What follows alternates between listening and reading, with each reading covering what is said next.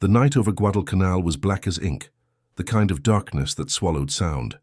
The air smelled of oil smoke and wet jungle leaves. Second Lieutenant Thomas Randall sat alone inside his P-40 Warhawk, canopy cracked open, watching the faint glow of fire in the distance. He'd flown 6 sorties that week, 6 times into the mouth of death, and every time the enemy had nearly outflown him. The Japanese Zero was faster, lighter, and deadlier. He knew it. Everyone knew it. And tonight, as he checked his instruments, Thomas could feel that cold fear crawling up his spine, the same fear every Allied pilot carried, after seeing a Zero dance around them like a ghost. Randall, control confirms bogies heading your way. You're on your own out there, the radio crackled. His ground operator's voice was calm but distant, like even he knew it might be the last time he'd hear Randall speak. Thomas flicked a switch, the Warhawk's engine growling to life. The propeller cut the night air, and for a moment everything else disappeared. The fear, the exhaustion, the doubts. Only the machine and the man remained. He took off from the rough coral strip, his plane lifting through the humid darkness. Below him, the jungle shimmered like black silk. Ahead, the moon broke through clouds, revealing 2 dots. Enemy planes slicing toward him. His pulse quickened. 2 Zeros. They were flying in perfect formation, smooth and silent like sharks in the dark. Thomas pushed the throttle forward, climbing hard. The Zeros split instantly, one diving low, the other climbing higher. A trap. He'd seen this move before. It always ended the same way. A dead pilot spiraling into the ocean, but Thomas wasn't like the others. He had been thinking, testing, studying. For weeks he'd been experimenting with something new, a move so strange even his squadmates laughed when he mentioned it. The idea was simple, but mad. Instead of pulling up to escape an attack, what if he throttled down? What if, instead of running, he slowed down, making the Zero overshoot, flipping the hunter into the hunted? It went against every instinct a pilot had. But instincts were what got men killed out here. The first Zero dived toward him, cannons flashing orange. Thomas yanked the stick left, the tracer rounds cutting through the night where his cockpit had been a heartbeat before. The second Zero was coming from above now. Perfect trap, perfect angle. Thomas exhaled, calm now. His thumb slid the throttle down, cutting power almost to idle. The Warhawk shuddered, nose dipping, engine growling like a dying beast. The Japanese pilot didn't expect it. He shot past Thomas's nose, too fast to correct. In one smooth motion, Thomas rolled his plane, kicked the rudder, and fired. The sky exploded with sparks. The Zero burst into flames, spinning down like a comet into the sea. Thomas's breath hitched. It worked. It actually worked. The second Zero was turning back, looping around in fury. Thomas shoved the throttle forward again, the engine roaring to full life. He dove into the jungle mist, using the dark clouds as cover. Bullets ripped through the air behind him, a deadly rain that barely missed his wings. He came out of the dive low over the treetops. The Zero followed, closer now, hungry for revenge. Thomas could almost see the pilot's face in the flashes of lightning. He pulled back hard, climbing, then suddenly cut power again, the second throttle down. The Warhawk nearly stalled. The Zero zoomed past him, exposed and helpless. Thomas fired once more. The tracer rounds hit dead center. The Zero burst into flames and exploded in mid-air. The sky fell silent. Thomas looked down at the ocean below, fire reflecting off the waves. He couldn't believe it. The impossible maneuver had worked twice. He whispered to himself, "Throttle down. Not up, that's it. That's the trick." For a moment he just flew, above the burning sea, above the death and smoke, lost in the sound of his own heartbeat. He didn't radio in his victory. He didn't boast. He simply turned the plane toward home, the jungle runway glowing faintly in the distance. As he landed, his crew ran toward him cheering. They'd seen the fireballs in the sky. They thought he'd pulled off a miracle. Thomas just climbed out slowly, his hands still trembling. "Sir, how'd you do it?" one of the mechanics asked, eyes wide. Thomas looked up at the night sky, the same sky that had swallowed so many men. "By slowing down," he said softly. "When everyone else was trying to go faster, they didn't understand, not yet. But they would. Because that single quiet experiment, that moment of madness, was going to change air combat forever." Thomas didn't know it then, but pilots all across the Pacific would soon learn his trick. They'd call it throttling down, and it would become a legend among fighter aces. He just wanted to survive. But what he'd discovered would help thousands of others do the same. As the sun began to rise over the jungle, he sat on the wing of his warhawk, eyes fixed on the orange horizon. Another day of fighting would come soon. But tonight, just for this moment, he had beaten death by doing something no one dared to do, by trusting his instinct to slow down. When the whole world screamed at him to go faster, and as the first light touched the smoke-filled sky, Thomas smiled faintly. Because in a world that had lost all sense, he had finally found a way to live. Morning came to Guadalcanal with the smell of burning oil and wet earth. The sky was pale grey, the kind that made everything look tired and old. Thomas Randall sat on an overturned fuel drum, his flight jacket unzipped, a cigarette hanging from his lips. His warhawk sat behind him, patched, scarred, and still dripping with the rain from last night's storm. He hadn't slept much.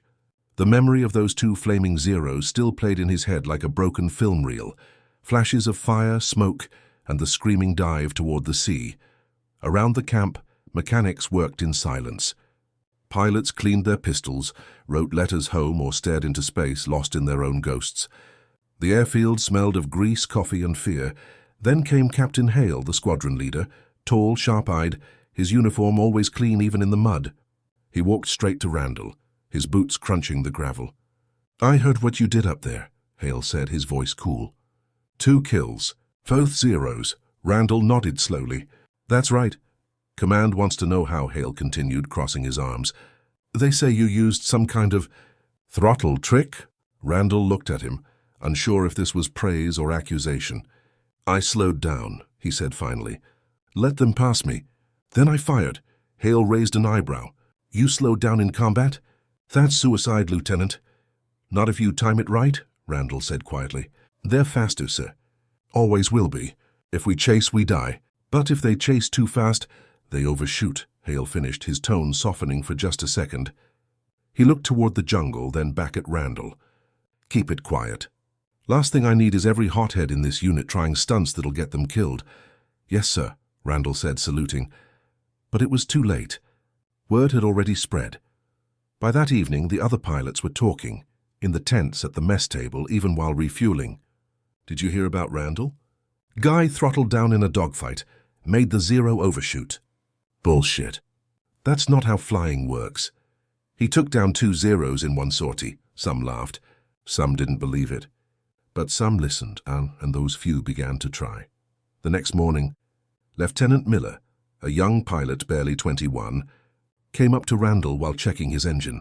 "Sir, I heard you got both zeros by cutting power mid-turn. Is that true?" Randall looked at the boy. His eyes were eager, the kind of eagerness that could get you killed. "I did," Randall said, "but don't do it unless you understand it. It's not a trick. It's timing. You slow too much, you stall. Too late, you're dead." Miller nodded, trying to hide his excitement. "Still, that's genius, sir. Maybe that's how we even the odds." Randall gave a faint smile. "Maybe." Days turned into weeks. The airfield became a graveyard of twisted metal and burned-out planes. Every night the jungle glowed faintly with the fire of crashed aircraft, but something began to change. Reports came in, Allied pilots surviving longer, scoring kills they never had before. Zeros overshooting, just like Randall's. The tactic was spreading, whispered between missions, passed like a secret prayer. Throttle down, make them overshoot. Command started to notice. A major from headquarters flew in, asking questions, writing notes. Randall didn't like the attention. He wasn't after medals or fame. He just wanted his men to live. But fame in war is a curse. One night Hale called him into the command tent. The air inside was thick with cigar smoke and tension. "Randall," Hale said without looking up from his map. "You've made a lot of noise lately." "I didn't ask for it, sir." "I know," Hale said. "But command thinks your method is reckless. They're saying it's luck, not skill. Some even say you're teaching it without orders." Randall frowned. "Teaching it saves lives." Hale looked at him sharply. "It also gets people killed if they try it wrong. You think you're smarter than the manual?" Thomas held his ground. "I think the manual doesn't care if we die, sir. The zeros do." A long silence filled the tent. Outside thunder rolled. Finally Hale sighed. "Tomorrow you fly again. Recon sweep over enemy lines. Alone?" Randall stared. "Alone?" Hale met his eyes. Command wants proof your trick works twice. Consider it a test. Thomas wanted to argue, but what was the point? Orders were orders. He simply nodded. Yes, sir. That night he sat beside his Warhawk again, staring at the bullet holes patched with tape. The jungle hummed, full of unseen life. The war felt far away for just a moment. He thought of his home back in Oregon. The quiet fields, the sound of rain on the roof, his mother's voice calling him to dinner. He hadn't heard a voice like that in months. Miller came by carrying 2 tin cups of black coffee. He handed one to Randall. You'll come back tomorrow, Miller said confidently. You always do, Randall smiled faintly. That's the plan. But deep down he knew the truth. No plan survives war. When dawn broke, the world was grey again. Thomas climbed into his cockpit, the air thick and heavy. His hands were steady, his heart wasn't. As the engine roared to life, he looked once toward the camp, the line of tents, the waving palms, the faces of men who'd become brothers. Then he looked at Miller, standing near the edge of the strip, giving a small salute. Thomas nodded back, pulled his goggles down, and pushed the throttle forward. The Warhawk thundered down the runway and lifted into the pale sky. The jungle dropped away beneath him, green and endless. He didn't know it yet. But this mission, the one meant to prove his idea, would become the hardest test of his life. Because in war, every innovation comes at a price. And sometimes survival itself can make you a target. The morning sky over Guadalcanal was washed in pale blue and smoke. Thomas Randall's Warhawk sat on the airstrip, ready and waiting, its engine ticking quietly. Mechanics had already stepped back, tools in hand, watching in silence. He sat in the cockpit, strapping himself in, checking each dial and switch. The metal was cold against his fingers. The world outside was calm, too calm, the kind of calm that made your stomach tighten. From the tower, Captain Hale's voice came over the radio. Randall, remember, recon only. Don't engage unless fired upon. Thomas gave a short reply. Copy that, sir. He knew what this really was, not a reconnaissance mission, but a test. If he survived, his maneuver would be accepted. If he didn't, they'd bury him quietly and call it pilot error. The propeller spun faster, engine roaring to life. He pushed the throttle forward, feeling the power surge through the machine. The Warhawk leapt off the runway and climbed into the thick, humid air. The jungle stretched below him, green, endless, and silent. The ocean shimmered on the horizon, bright and cruel. For an hour, everything was routine. He checked enemy lines, marked coordinates, and flew low over abandoned positions. Then his radio hissed, static, a broken voice.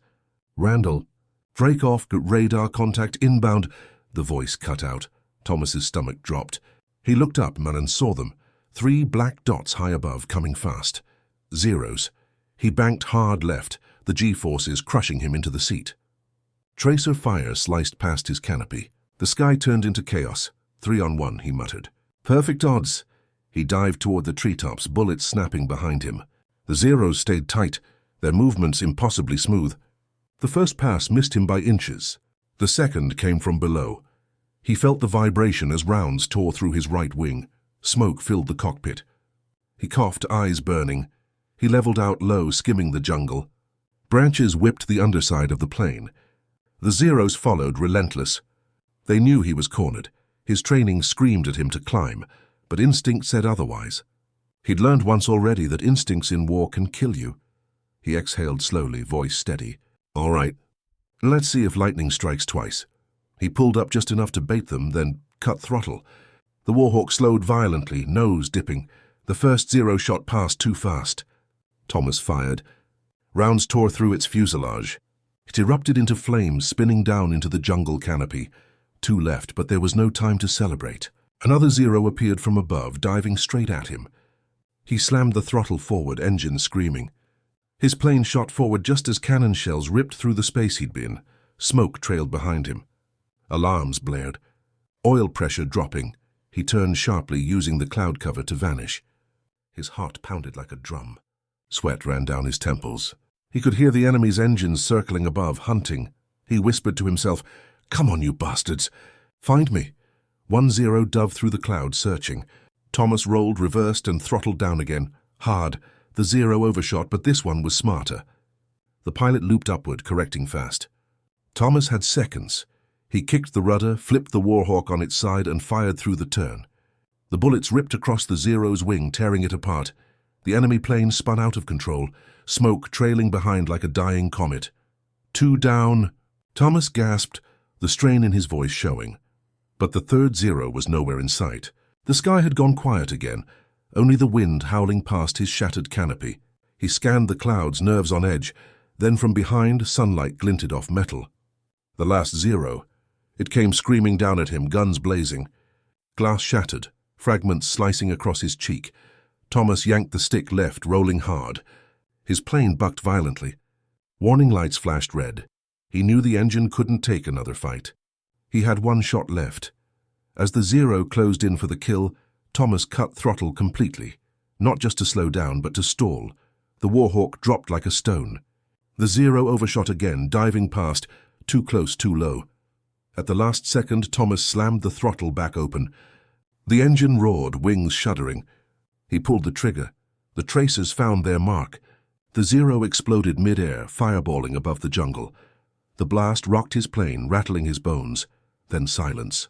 Just the sound of his damaged engine and his ragged breathing. He looked around. 3 Zeros, gone. 1 Warhawk, barely holding together. He whispered, almost laughing. Still works. But the laughter faded fast. Smoke was filling the cockpit again. Oil pressure hit 0. The engine coughed, sputtered, and then died. He was too low to bail out. He aimed for a clearing, fighting the stick as the plane sank fast. Trees rushed toward him. Hold together, girl. Come on. The Warhawk hit the ground hard. Metal screamed. The world turned upside down. Then nothing. Darkness. Rain.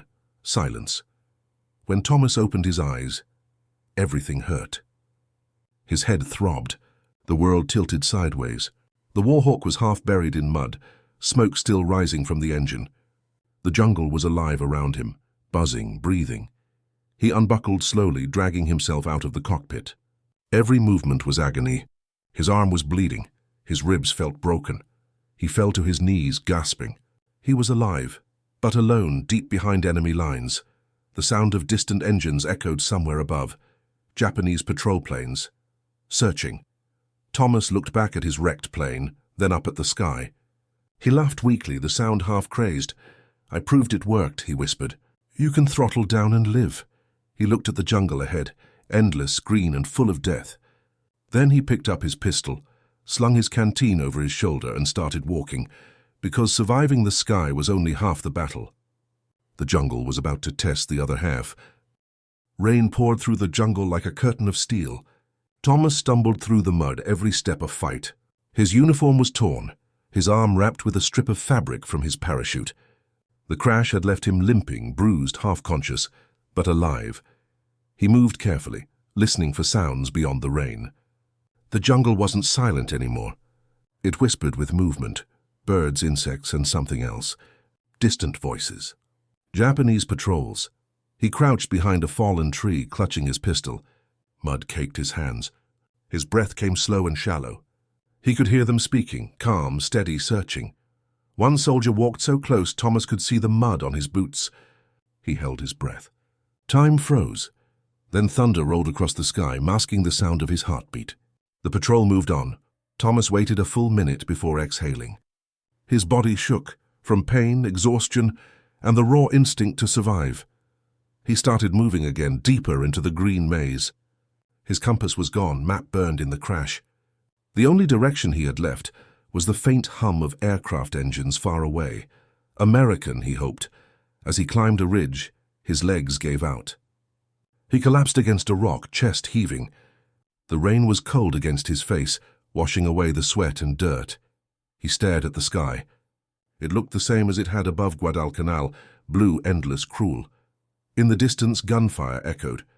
Not close, but not far either. He thought of the squadron. Hale, Jenkins, the mechanics, the laughter before the missions. He wondered if they'd even know he was still alive. For the first time since the crash, the silence broke. A voice, faint, weak. "Hey, American?" Thomas froze. He turned slowly toward the sound. From behind the trees, another figure stumbled out, mud-covered, wearing the same insignia. It was Jenkins. His flight helmet hung around his neck. his leg bandaged with a piece of parachute cord. Thomas couldn't believe it. "Jenkins! You're alive?" The man smiled weakly. "Barely. Crashed 2 miles west. Been hearing you shooting at ghosts all morning." They stared at each other for a moment, then both laughed. It wasn't joy, it was survival. They found a small clearing and built a rough shelter from branches and wreckage. For the first time in days, Thomas let his guard drop. They shared the last of their rations, a tin of beans and a half-broken canteen of water. That night they sat by a dim fire, flames barely touching the wet air. Jenkins looked over at Thomas. "You really did it, didn't you?" "That throttle trick." Thomas chuckled softly. "Oh yes, worked a little too well. Command's going to lose their minds when they hear about it." "If we make it back," Thomas said quietly. The silence stretched. The jungle hummed. In the distance, flares lit up the sky in red streaks, bright and fleeting. Somewhere out there, the war went on. The next morning, they started walking again. Jenkins could barely move, his leg bleeding through the bandage. Thomas helped him along, one arm over his shoulder. Hours turned into days. They crossed rivers, climbed hills, and hid from patrols. Hunger gnawed at them. Mosquitoes bit through their uniforms. Every step felt heavier than the last, but they kept moving. Because stopping meant dying. On the 4th day, they heard something. A low, distant rumble. Not thunder this time, engines. They climbed a ridge, pushing through vines and mud. And there, beyond the trees, lay a clearing. An American supply convoy moving along a dirt road. Jenkins laughed, a raw, broken sound. Thomas waved his arms, shouting hoarsely, "Hey, over here!" Soldiers turned, weapons raised, then dropped in shock. 2 half-dead pilots emerged from the jungle, barely standing. Medics rushed forward, lifting them onto stretchers. The world blurred around Thomas. Hands, voices, bright light. He heard someone say, "My God." We thought he was gone. As they loaded him into a truck, Thomas turned his head, watching the jungle fade behind them. He whispered, "Not today." Weeks later, back at the base, Thomas stood on the airstrip again, this time with a cane, his arm still in a sling. His Warhawk was gone, replaced by newer models. Captain Hale approached him, a grin tugging at the edge of his mouth. "Hell of a stunt, Randall. You made half the brass sick just watching the reports." Thomas smiled faintly. "Guess it worked, sir." Hale nodded. "They're calling it the Randall throttle now. Every pilot in the Pacific's learning it." Thomas looked at the runway stretching out into the horizon, endless, quiet, and full of ghosts. "Good," he said softly. "Might keep a few of them alive." Jenkins walked up beside him, limping worse than ever. "You know they're giving you a medal, right?" Thomas shrugged. "Medals don't fly planes." "Still," Jenkins said, smiling. "You earned it." The sound of another engine filled the air, a young pilot taking off for his first mission. The roar vibrated through the ground. Thomas watched the plane rise, silver against the morning sun. He felt the familiar pull in his chest, the call of the sky. He missed it, the fear, the thrill, the brotherhood, but he also knew the price. He turned to Jenkins. "Promise me something." "What's that?" "When the new kids learn the throttle trick, tell them why it works. Tell them it's not about slowing down. It's about patience, about knowing when to let the world pass you before you strike." Jenkins nodded. "Yeah, I'll tell them." Thomas took one last look at the sky, then walked back toward the barracks. His steps were slow, steady, the sound of rain starting again on the tin roofs. War would go on. Planes would rise and fall. But somewhere in that vast, unforgiving sky, a new kind of courage had been born. One born not from speed or rage, but from calm, from control, from the will to survive when everything says you can't. And for the rest of his life, whenever a pilot throttled down and made an enemy overshoot, someone somewhere would remember. Thomas Randall, the man who slowed down to live.